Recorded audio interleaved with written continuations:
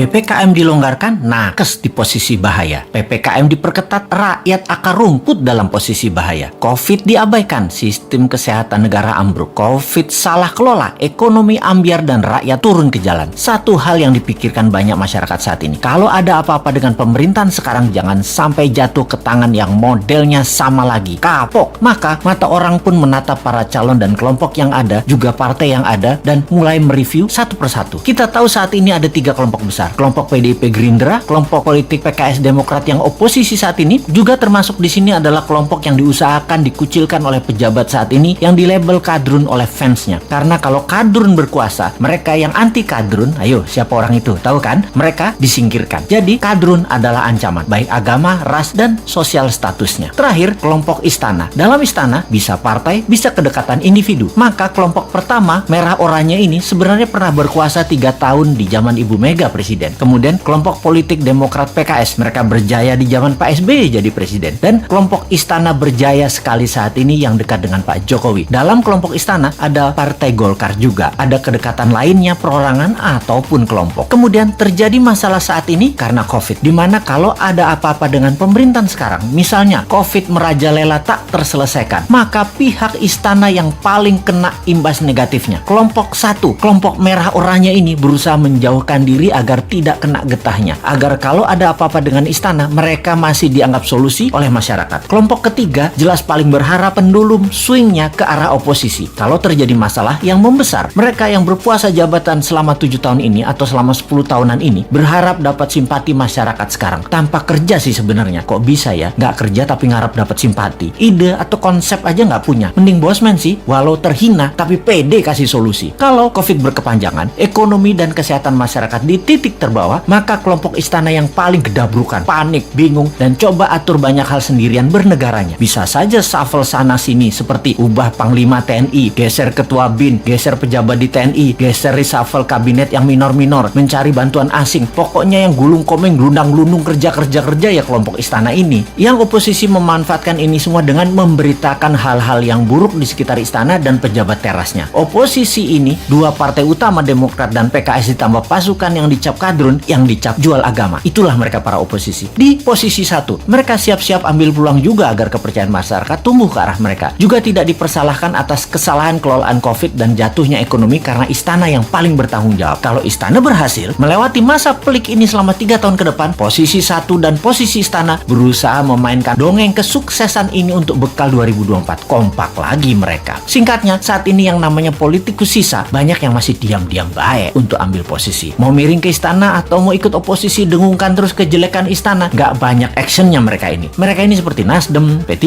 PAN, PKB, Hanura. Partai-partai miring ke istana ini juga terasa sekali mereka lagi ambil jarak dengan istana sekarang. Deket enggak, jauh enggak, bantu enggak, ngerecokin dikit palingan. Inilah peta saat ini kalau kita persingkat. Nah, kita sekarang ke depan bagaimana? Kita sekali lagi ingatkan, 3 posisi tadi yaitu kelompok pertama merah oranye, kelompok istana, dan kelompok oposisi. Ini petanya kita tarik ke belakang. Kita lihat 20 tahun terakhir ini. 3 tahun Ibu Mega, 10 tahun Pak SBY, 7 tahun istana saat ini. Total 20 tahun. Kemudian kita list daftar calon pemimpin 2024. Para calon yang ada saat ini adalah datang dari ketiga genre politik yang ada. Sebutkanlah satu persatu. Pasti mengacu ke salah satu kelompok. Misalnya Pak Prabowo masuk kemana? Sudah tahu kan? Pak Erik misalnya masuk kemana? Pak Ganjar, Pak Anies, Pak Ridwan Kamil masuk kemana? Jelas ya? Ini pertanyaan new mind sekarang. Apakah dalam 20 tahun terakhir negara Indonesia jadi negara superpower? Apakah Indonesia jadi negara yang ditakuti dan disegani di sekitar kawasan? Apakah Indonesia jadi negara tidak impor lagi dan menjadi negara produsen kelas dunia? Apakah pendidikan Indonesia terbaik di dunia saat ini? Apakah sumber daya alam Indonesia masih utuh atau sudah mulai habis tanpa membuat Indonesia jadi kaya? Bener nggak? Pertanyaannya sekali lagi, yakin masih mau sama mereka yang model kelolaan negaranya pasti sama seperti dalam 20 tahun terakhir ini? Yakin masih memilih orang yang di etalase itu semua? Berani nggak ambil yang baru, yang beda, yang timnya kuat di dalam dan di luar negeri, yang bukan genre bernegara ala 3 kelompok yang berkuasa, yang akan menyatukan semuanya di bawah kekuatan yang baru?